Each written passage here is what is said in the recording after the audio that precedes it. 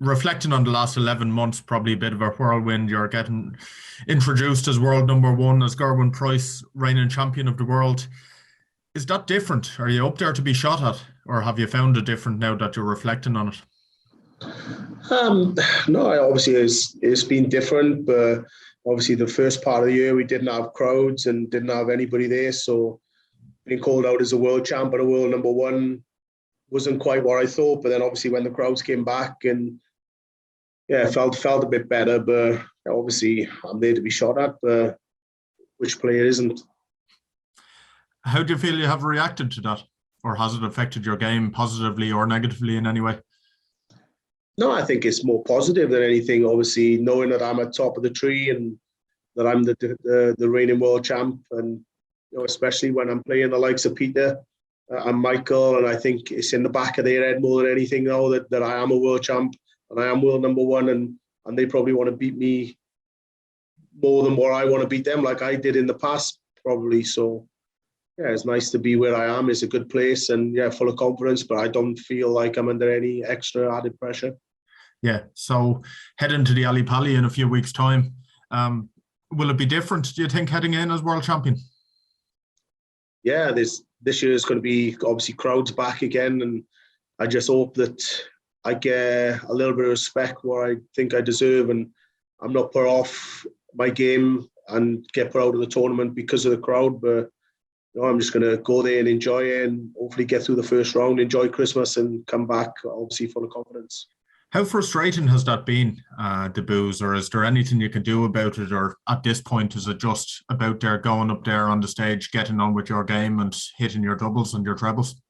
Yeah, exactly. There's nothing you can do really apart from try and deal with it the best you can, which I think I've done well in doing over the past couple of years. So I'm experienced at the booze and the way the crowd have been, and like I said, I've dealt with them well over the past couple of years. Obviously, I don't like it; it doesn't help. But what can you do? I can just concentrate, do the best I can, and as long as I take my chances and start well in games, then try and keep the crowd out of the game. But that's easier said than done sometimes. Yeah.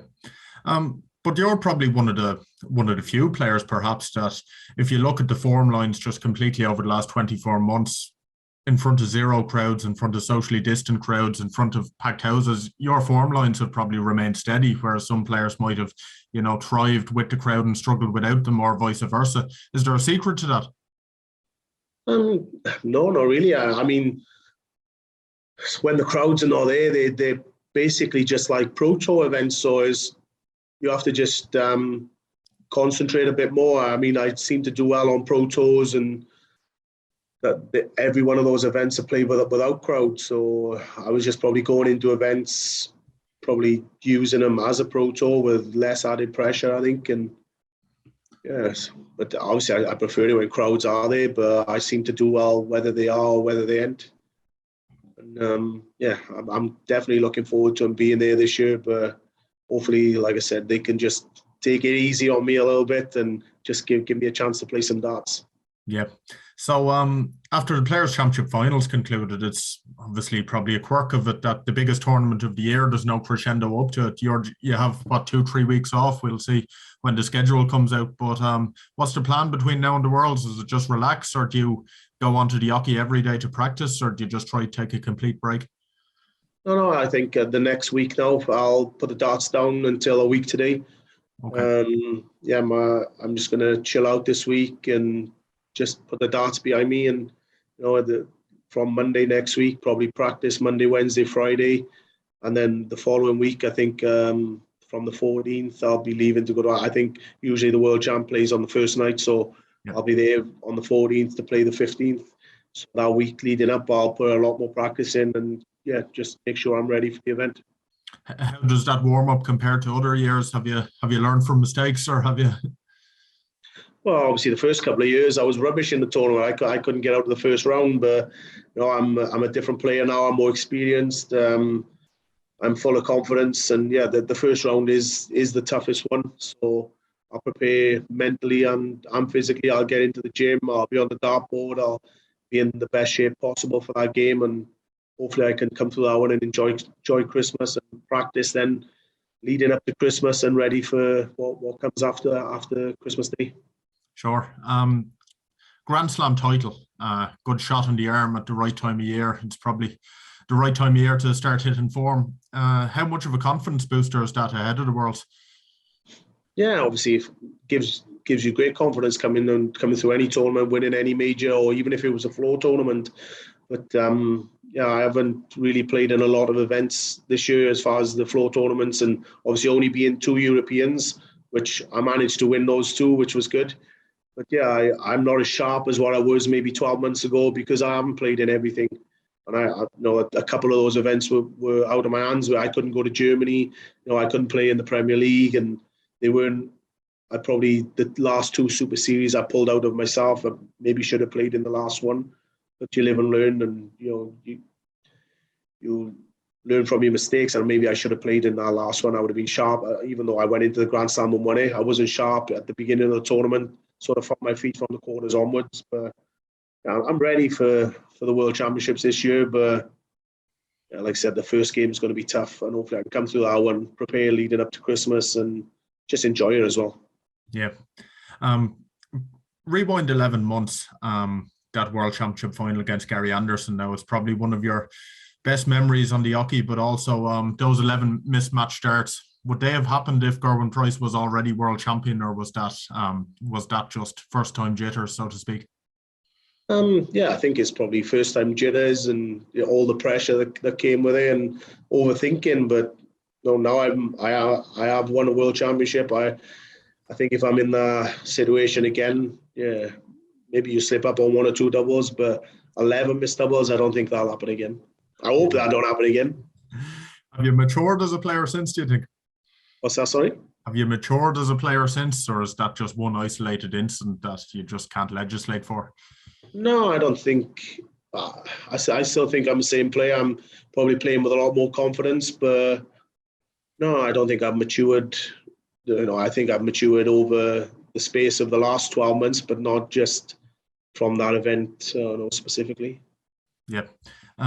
After the Grand Prix final, I think you said yourself a lesson for you was that against Johnny, that you can't be too friendly up in the hockey. You have to just go up and do your business there. How much of a lesson was that for you? And it looked like you put it right against him then in Wolverhampton 2 weeks ago. Yeah, I think the more friendly I am with people off the stage or on the stage, then the worse I play, really. So I think I just need to fall out with every player on the circuit, and then I'll smash everyone then. But no, I can't work that way. I just need to be, like I said, I need to be myself on stage. I need to be, whether you got friends off stage, you can't really have friends on stage. You're up there to do a job and put friends aside and just get up there and business as usual and just be myself.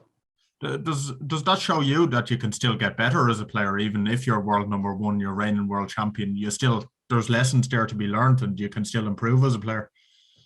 Oh yeah, I mean, if you think I'm the finished article, I mean, I'm nowhere near the finished article. I mean, I've only been playing darts possibly 9 years, the PDC 7 years. There's a hell of a lot more to come from me. I mean, I'm nowhere near where I know I can be. I've got a lot more in the tank. I will become a lot more consistent. I will be a lot more dominant over the next couple of years, I believe, because I'm nowhere near where I want to be in terms of being consistent at the game. But you give me another 2 or 3 years, then I think I'll be a lot more dominant than what I am now. Even though I'm a world champion, a world number 1.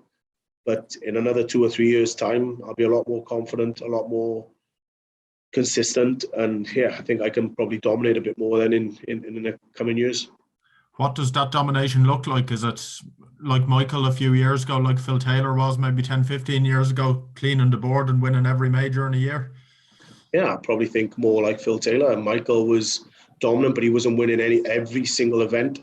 Don't get me wrong, he has won every event, but he wasn't dominant in every event every year like Phil was. So I'll probably look to get more towards a Phil Taylor type of dominance. Yeah, because over the last year, even since you got world number 1, there has been this debate going on. Is it Peter Wright? Is it Michael van Gerwen? Or is it Gerwyn Price?